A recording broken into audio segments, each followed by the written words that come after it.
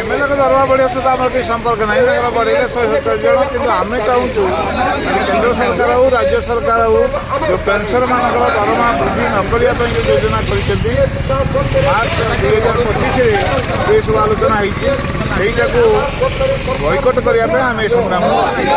चिराचरित जो चिकित्सा भत्ता आम गोटे दाबी अच्छी आउ 18 मास जो बाकी अच्छी से दाबी